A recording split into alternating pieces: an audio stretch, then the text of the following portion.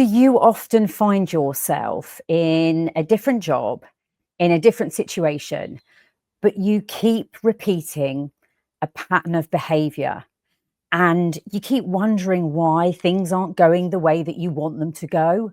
Well, this episode, I'm going to be talking about those behavior patterns that we keep repeating that keep us stuck in the same mindset or in the same scenarios, but yet life keeps changing around us, be it a career, be it a job, be it a relationship, but the same patterns of behavior keep on repeating and the same challenging situations keep on coming up for us. I am Lisa Quait and welcome to Real Women's Stories. This is my coaching episode, and these are bite-sized, very short and sweet, where you will get some really good tools and tips that you can take away and that you can start actioning and implementing in your everyday life. But the good news is that if you do have a pattern of behavior that you keep repeating and that you are in different situations and you keep thinking, well, I'm changing my job or I'm in a different relationship, but the same challenges keep coming up again for me. Well, the good news is you can change it. I think it's really important for me to share some of my lived experiences with you.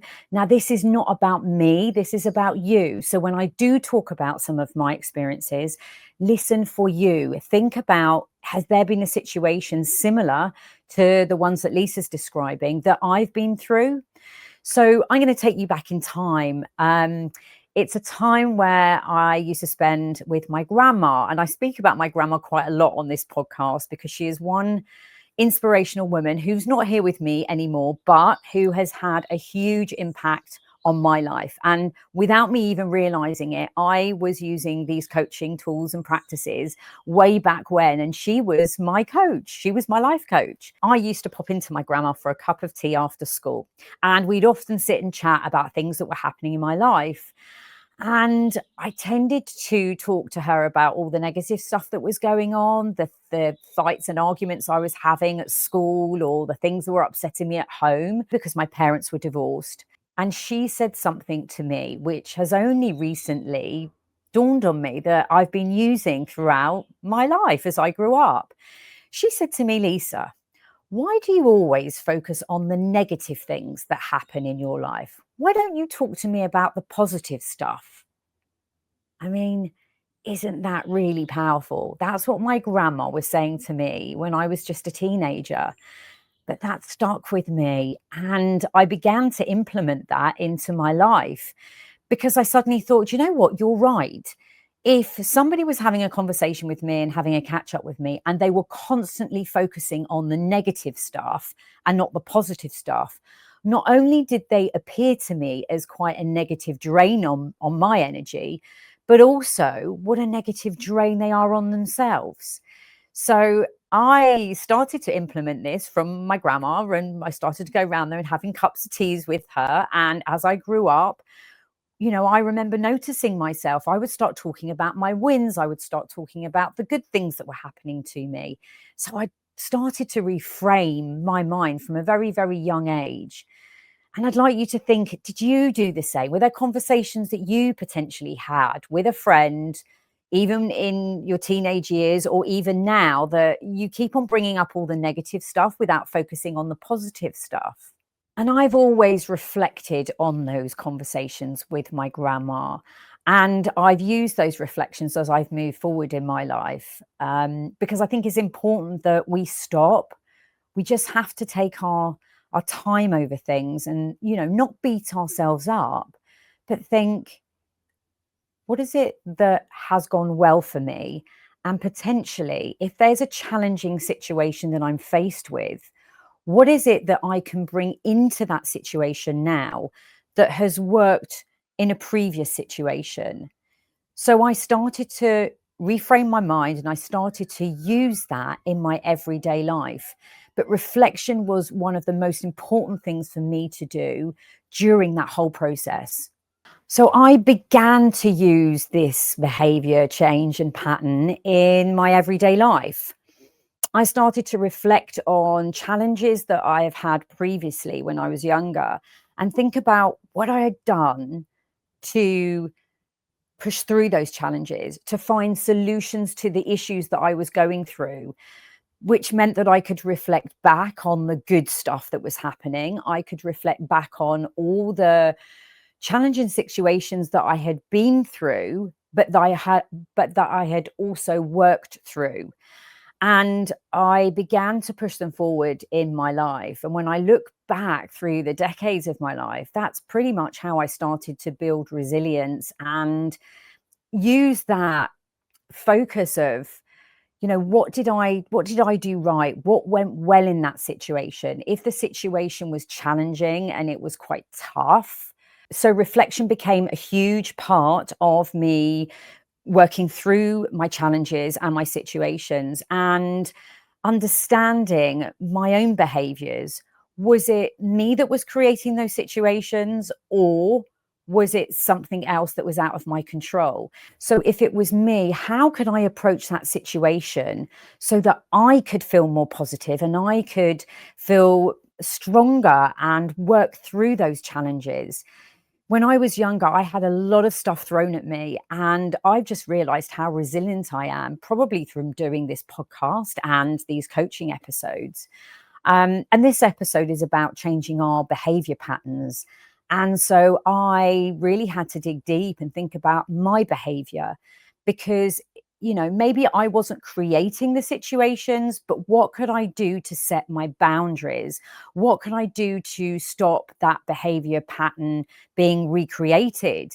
It was like a snowball effect that even though I would change a relationship, even though I might change a job, even though I might tackle a task, if I was still using the same techniques and solutions that weren't working, then I was the one that needed to identify where I was making the wrong choices or where I was going wrong so I could kind of rectify that myself. So taking accountability and taking ownership of those behavior patterns and reflecting, and I keep saying reflecting because reflecting is a big part of this process, to stop and think back and peel off the layers and understand, was it me approaching a situation in a way that then created somebody to react to me in a particular way?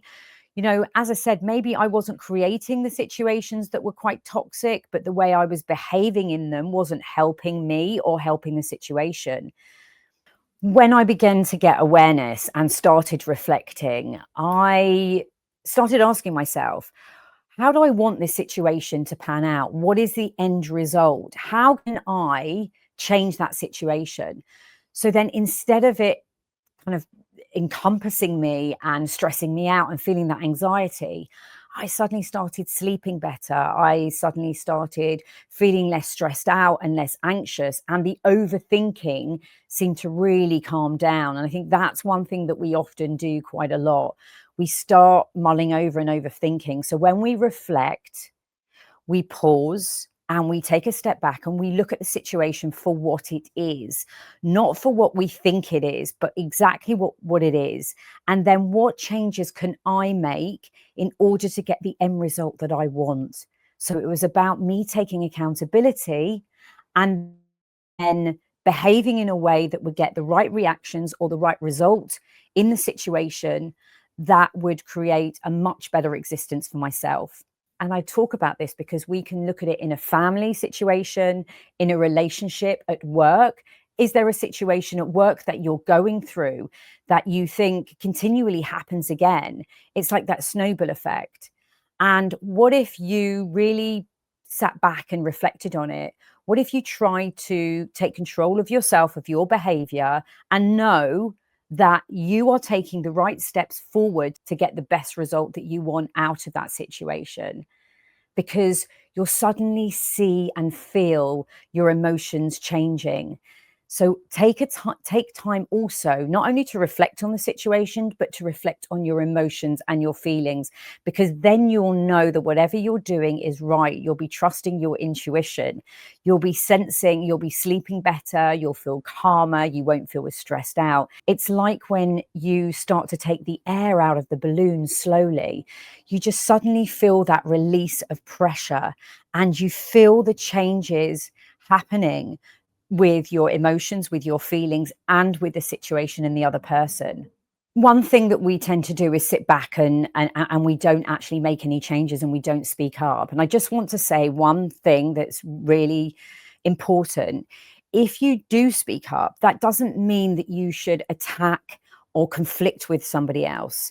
It means that you should think about and plan how you're going to approach the situation in a very calm way, because you don't know what's going on in somebody else's mind. You don't know how they're thinking or they're feeling. You just know about your behavior pattern. So if you approach a situation and you do speak out, which is something that you haven't done before, think about how you can do it in a calm way. What is the end result that you want out of having that conversation? It's not about being on the attack. It's not about suddenly shouting out and having this voice in a huge way. It's being in a calm, concise, controlled way, which will benefit you. Onto the tools that I've used, which you guys can use in your everyday life, in everyday situations. First of all, the one thing that I would say is trust your instinct. Listen to yourself, because often we don't actually listen to ourselves and then we kind of just push it under the carpet and ignore it. So that's the first thing. Think about whatever that situation is it making you feel good or is it making you feel negative? And if it's making you feel negative and you're in a situation that is stressing you out or giving you some kind of negative emotion, then that's when you need to make a change. It's that behavior. What is it about a behavior that I might have that could help change that situation? So trust your instincts. Look for the situation that doesn't feel right, and then I want you to sit back and reflect. Don't react straight away. Why is that situation making me feel unnerved or uncomfortable? What is it about that situation that doesn't feel right to me? And then ask yourself, if things could look great, what would they look like? How would that situation pan out? What would the end result be? So it's about trusting your intuition, noticing when something doesn't feel right and something doesn't sit right, but then having a vision of, well, if that did look right, what would that look like? What would that look like to me? And create a much more positive environment or a positive situation. The next step is sit back and reflect. Don't react straight away, because you need to try and work out what it is that potentially is going on in that situation.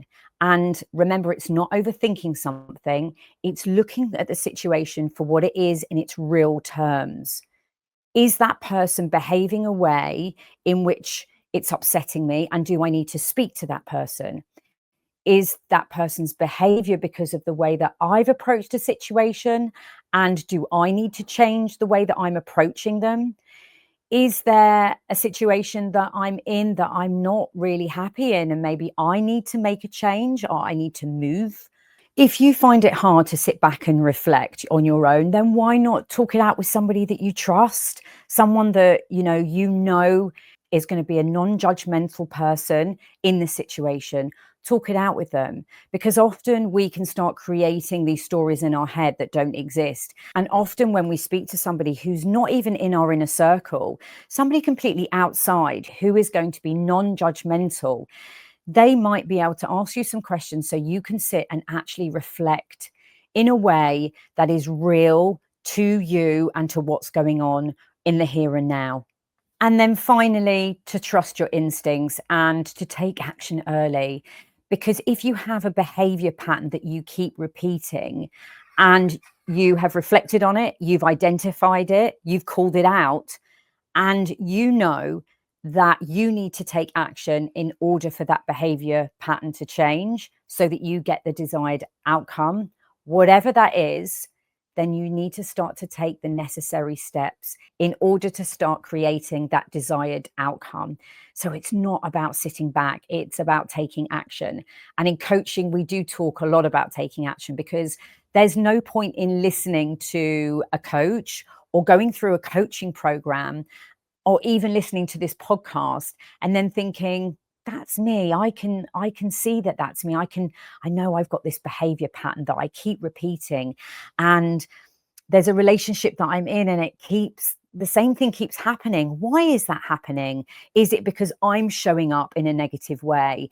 Is it because I'm behaving in a way that is triggering somebody else, and therefore it's creating conflict in that relationship? And that can happen at work, it can happen in our love life, it can happen in our friendship groups. But it's about taking action so that we become accountable for changing our own behavior patterns. Okay, so if you're listening to this and you're thinking, that's me, I've got situations and I've got behavior patterns that I just don't change, I'm going to ask you, what is one thing, one small thing that you could take action on today that could start changing that behavior patterns? So I'll give you the example for me when my grandma had said to me, Lisa, you always talk about the negative stuff. I had to start really digging deep and thinking, yeah, you're right. I am this negative person. I am calling up my friends, just talking about drama and playing the victim a lot and speaking about all the shit stuff and speaking about all the crap stuff that's going on in my life.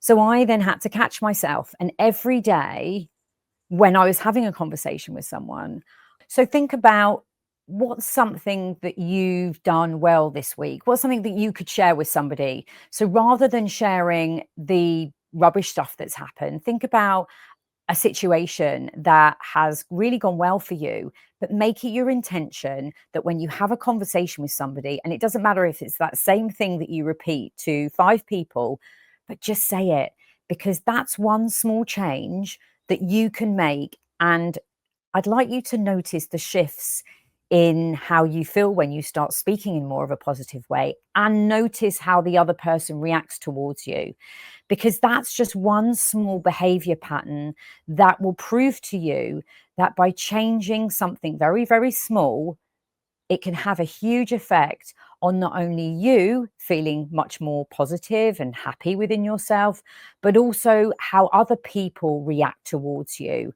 And then you'll see how that conversation goes and how it flows, rather than it being you feeling crap when you've got off the phone to them, or if you've been sending them a WhatsApp message. That whole conversation chain will change direction from a negative to a positive. So these episodes are for you. I know that I may have been sharing some of my experiences, but as I've said, this is about you. I'm in your ear, and I would really like you to use these episodes as complementary resources. So my request to you is, if you feel that this episode is resonating with you, you are thinking, I've got a behavior pattern that keeps on appearing in my life, I would like you to pause this episode and to ask yourself this question: is there a situation that doesn't feel right to me at the moment? And how can I reflect on that situation? And what would I like to change about it? And how would I like it to look in an ideal world? So pause this episode at this moment, write that down. I'll repeat that for you. Is there something that you feel that isn't sitting right with you at the moment, and there's a behavior pattern that keeps repeating itself? Just pause this episode, reflect on that question, and think about, how can I create a better outcome for that scenario? Is there something that I can be changing about the way I'm behaving or showing up in that situation to create the outcome that I want? You can't control other people, but you can control your own behavior, and you can change your behavior. It is a practice, and that's exactly why I record these episodes, so that you can then listen back. This isn't just an episode for you to listen to just once. Listen to it a few times, because I do that. If something resonates with me, sometimes it takes me a little bit of time to get it, to understand what that person is saying. So I task you this week with listening to this episode just once a day. If you're struggling a little bit with trying to reflect on what it is that you need to change, reflect on what that behavior pattern is, and asking yourself, is this situation serving me? And then trusting your instinct to moving it forward, because those are all the tools and tips and practices that I have just talked about in this episode, and that you can use so easily in your everyday life. And you can get in touch with me. I will be more than happy to chat to you about how it is that we can work together so that I can help you to reflect on potential behavior patterns that you might have going on in your life and you kind of feel a little bit stuck. My email address is in the show notes, but I'm also going to give it to you. It's lisa@realwomen.coach. Lisa@realwomen.coach. You can email me and we can set up a call and we can really hone down on the changes that you want to make in your life. You can also find me on LinkedIn and Instagram at Lisa Quait. You can DM me if you don't want to email me, you just want to have a chat, or if you just want to tell me that you're enjoying the episodes. I'd love to hear from you because Real Women's Stories is about a community that we're building, and this is just for you. But just remember, if you don't have those conversations, then nothing changes. And this podcast is about having real conversations, honest conversations about our lives.